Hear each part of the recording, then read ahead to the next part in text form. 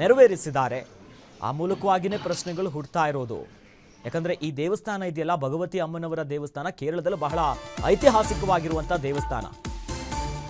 ರೇಣುಕಾಸ್ವಾಮಿ ಕೊಲೆ ಕೇಸ್ನಲ್ಲಿ ನಟ ದರ್ಶನ್ಗೆ ಬೇಲ್ ಸಿಕ್ಕಿದೆ. ಇನ್ನು ಜೈಲಿನಿಂದ ಹೊರಬಂದ ನಂತರ ಕಂಪ್ಲೀಟ್ ಚೇಂಜ್.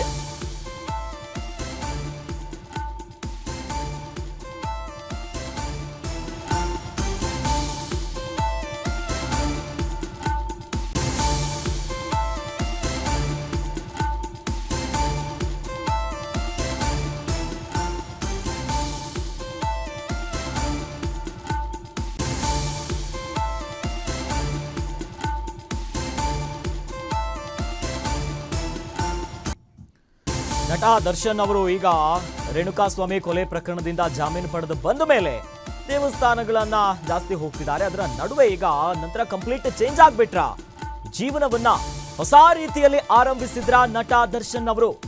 ನೆಗೆಟಿವಿಟಿಯನ್ನ ದೂರ ಮಾಡೋಕೆ ದೇವರ ಮೊರೆ ಹೋದ್ರ. ಕಣ್ಣೂರಿನ ಮಡಾಯಿ ಕಾವ್ನಲ್ಲಿ ದರ್ಶನ ಟೆಂಪಲ್ ರನ್ ನಲ್ಲಿದ್ದಾರೆ. ಮಡಾಯಿಯ ಕಾವು ಶ್ರೀ ಭಗವತಿ ಅಮ್ಮನವರ ದೇವಸ್ಥಾನ ಇದು. ದೇವಸ್ಥಾನಕ್ಕೆ ಪತ್ನಿ ವಿಜಯಲಕ್ಷ್ಮಿ, ಪುತ್ರ ಹಾಗೂ ನಟ ಧನ್ವೀರ್ ಜೊತೆ ದರ್ಶನ್ ಅವರು ಭೇಟಿ ಕೊಟ್ಟಿದ್ದಾರೆ. ದೇವಸ್ಥಾನದಲ್ಲಿ ಶತ್ರು ಸಂಹಾರ ಪೂಜೆಯ ಬಳಿಕ ದೇವರ ದರ್ಶನವನ್ನ ಪಡೆದಿದ್ದಾರೆ. ಇತ್ತೀಚೆಗೆ ಸೋಷಿಯಲ್ ಮೀಡಿಯಾದಲ್ಲಿ ದರ್ಶನ್ ಅವರು ಸಾಕಷ್ಟು ಆಕ್ಟಿವ್ ಆಗಿದ್ದಾರೆ.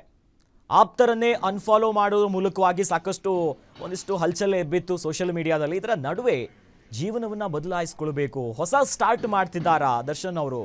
ಯಾಕಂದ್ರೆ ದೇವಸ್ಥಾನಗಳಿಗೆ ಭೇಟಿ ಕೊಡ್ತಿದ್ದಾರೆ ಅತಿ ಹೆಚ್ಚಾಗಿ. ಈ ಮೂಲಕ ಸೋಷಿಯಲ್ ಮೀಡಿಯಾದಲ್ಲಿ ಇತ್ತೀಚೆಗೆ ಅನ್ಫಾಲೋ ಮಾಡೋದ್ರ ಮೂಲಕ ಸಾಕಷ್ಟು ಪ್ರಶ್ನೆಗಳು ಶುರು ಆಗಿತ್ತು.